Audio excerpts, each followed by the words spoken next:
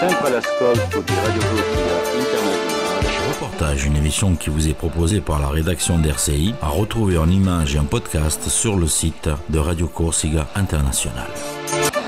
Buongiorno e saluto a tutti.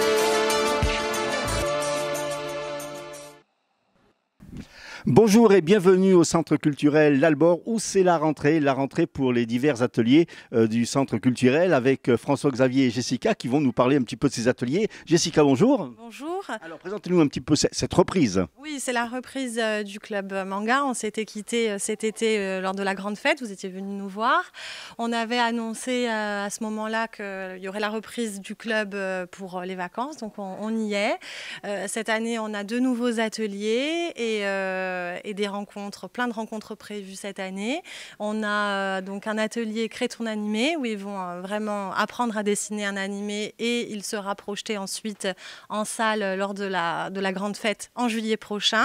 Et on a la 2e édition du magazine Salt puisque la première édition a très bien fonctionné. Donc on rempile et on a de nouveaux rédacteurs, de nouveaux dessinateurs pour ce numéro-là.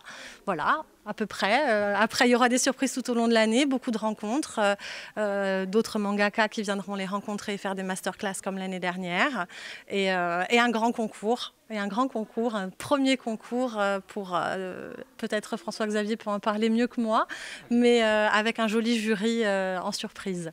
Alors, ces ateliers, comment ils se passent exactement avant de parler du concours? Comment ça se passe concrètement sur place? Alors, les ateliers, c'est un mercredi de chaque vacances scolaires.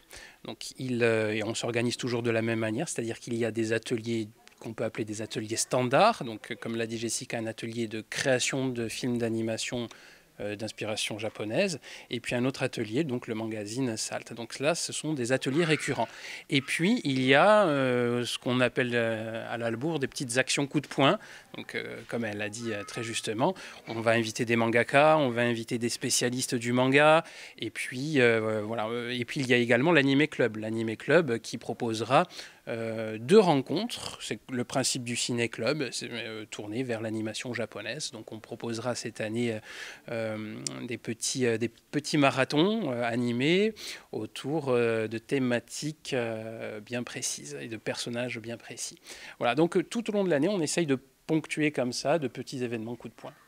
Qui encadre exactement ces jeunes?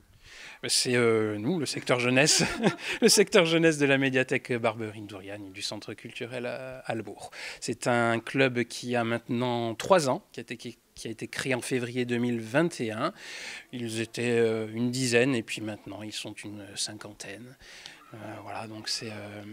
Ça s'adresse à quelle tranche d'âge? Alors c'est le public adolescent de 10 à 17 ans, même si on prend même au-dessus tout passionné de manga est bien évidemment le bienvenu lors de ces rencontres. Un petit mot donc sur ce fameux concours. Alors c'est le premier concours de la Brigade des Otaku, c'est le concours du meilleur apprenti mangaka. Donc ils devront choisir 3 thèmes.